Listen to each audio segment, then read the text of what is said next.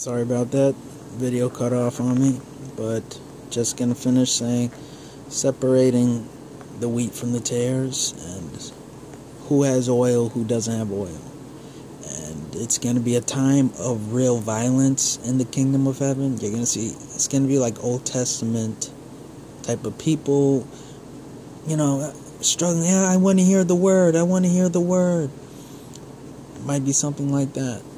And a lot of violence also on the evil people's part. But that's what I see. A lot of but we just have to be bold. The wicked fleeth when no man pursueth, but the righteous are as bold as lions. So take your stand on Mount Zion. I don't care. Even if they chain you up and do all types of sick stuff to you, you can as you are in the midst of this, you can take your stand on Mount Zion.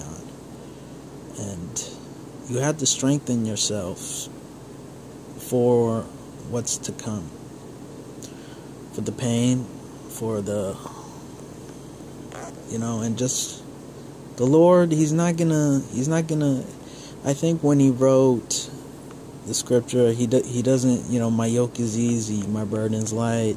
He's not going to give you any temptation that is too great for you to handle.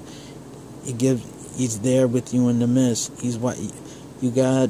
It's like little children fighting amongst themselves, and then the father, and then the teacher of the class this is the all-knowing, all-seeing teacher.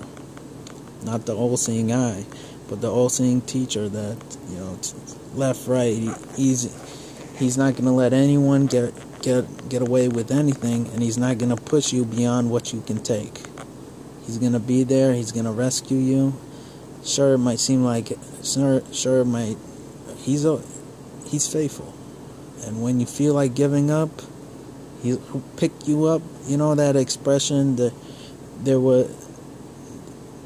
I saw that there was two footsteps in the sand, and when you saw one, that was when you you couldn't walk anymore, and I was there and I picked you up and I held you and I walked the rest for you. So he's the type of dude who's walking with you in your daily walk, and when you fall into despair or trials and tribulation, you can't get up, he's going to pick you right back up. So just be, and he'll carry you all the way. So I guess what I'm trying to say is that be prepared for anything, and that just means being right with God, getting to know him, putting him for whatever talent he gave you. Do it. Whatever understanding he puts in your mind, try to do it. And some are given a lot, some are given few. It doesn't really matter. What matters is that you're trying your best to put God first inside your life. And as Leonard Ravenhill would say, all the sinners are going to sneer and snicker at you and say, oh, you're trying to get holier than us now, huh? Well, they'll try to bring you down on. It's kind of like a hole opens in the ground and you're climbing your way out, and then you have someone, falling and grabbing your leg. So the sinners are just trying to bring you down instead of trying to climb up themselves, and they're like jumping on your leg, trying to make you fall, instead of asking for help or whatever. Someone said some people go to church. Some people view church as a holy gathering. Other people view church as a hospital for the sick, for sick sinners, and it's both. It should be both. And they both should check each other in a balance. Well, anyways, the video got too long again. Talk to you later. And just to summarize, could be two raptures: King of the North, King of the South. Could play into this. the dividing of the kingdom. Dividing of the kingdom. That could be the Antichrist. Could be a mock Antichrist. I've been shown that there might be a mock Antichrist. At least that's what the Lord revealed to me. And it's what he did inside the vision is kind of like he showed me. He gave me questions, open questions, wouldn't give me the answer, and then he gave me the answer. Weird, isn't it? He gave you a question, wouldn't give you the answer, and then he gave you the answer. Kind of like, and that's just been my experience inside the vision. He's like, just for the sake of it, I'll say it what I'm thinking. He'll say, am I going to heaven? Will I be found innocent or guilty? And then he tells you, and then you're out of hell and you're in heaven. Like, innocent being you're going to heaven, guilty being you're staying in hell.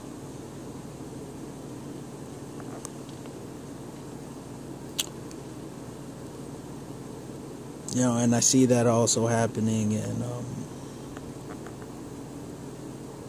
that's just been, and then the same thing. So biblical prophecy, that's what I'm thinking. Just a lot. I just got a lot of things on my mind. And you should try reading. My suggestion of the day is the Testament of Moses, or I think it's the Apocalypse of Moses. Offers an interesting insight, I think. And I like to see what, when I look at these extra biblical books, I don't trust it right away, but I like to see the ideas it offers. Then I compare it to the Bibles, the facts of the Bibles, the core essentials of the Bibles. Is it applicable? Then I also look at prophecies in the Bible, and I kind of I see a storyline, and also along with dreams, visions. I use everything in my arsenal to try to understand what kind of document is before me, and you make a judgment based on that. Do I want to agree with something? Do I want to disagree with something? And it would be helpful if you had other kind of perspective, other people. But sometimes you just gotta go it alone. And when you talk about the King of the North, the Book of Daniel, a great book to read is the Apocalypse of Elijah, because in there it talks about Persians and Assyrians fighting each other in Egypt.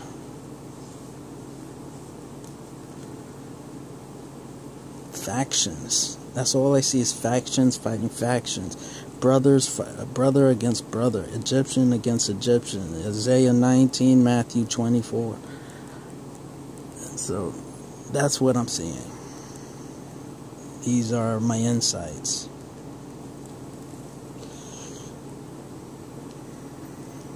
When you see the abomination of desolation standing in the holy place, then run to the mountains. Flee to the mountains. I think there might be a judgment.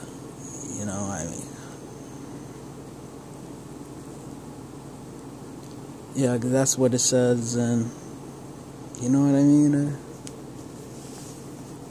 A final judgment. But the windows of heaven might open at that time. Might be broken. You see the abomination of the desolation. I wonder, why do they call it that? The abomination of desolation. A house divided against itself. Is a kingdom divided against itself. It's brought to desolation. Luke 11, Matthew 12, I think. You know? You have an abomination of desolation, and maybe you have the good thing of desolation. I don't know. And check out Harry Potter. That's also an interesting source to see. Harry Potter. I'm not saying endorse witchcraft, but it just, a lot of these people have, maybe they know it themselves. You can say, oh, it's a conspiracy, everyone's, but you have to understand their ideas and thoughts are coming from the world. You know what I mean? Let's just give J.K. Rowling the benefit of the doubt and say, okay, this person knows nothing about what is to come, but just wrote a fascinating book that millions loved. Okay, benefit of the doubt given. Then why is there so many similarities that you can see? 7 Horcruxes, 7 spirits of God, Lord Voldemort, dead, comes back to life. He's back persecuting mudbloods. Half-bloods are accepted among the purebloods. Nephilims, pure humans. You know, Harry Potter, scar on his head. The beast was wounded, scar on his head. So you have all these similarities that maybe a crazy person would just draw up. But definitely it's crazy to the world. But if you're really always focusing on God, and you have I don't want to say that, but you're being a watchman in that kind of way, where you're watching what the world is doing at the same time, and pick up on these things. And so giving her the benefit of the doubt, maybe you are entertaining, maybe you are seeing the spirit of the Antichrist that's been at work since the death of Jesus, since that time. Spirit of Antichrist. Now, what Paul talked about, being at work, and you could see how it moves, and you could also see the spirit of Christ. You see something that came from a genuine good person and say, hey, you know what? This is actually Christian-like. This kind of reminds me of something about Jesus. Chronicles of Narnia seemed like a pretty good thing, This looked like, and so you could draw conclusions from there and say stuff about that. But just because it doesn't have a Jesus face on it,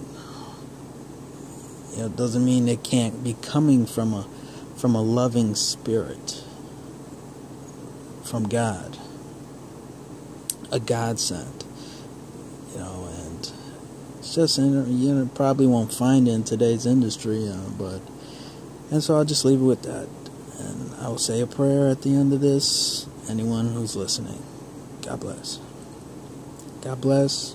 God bless.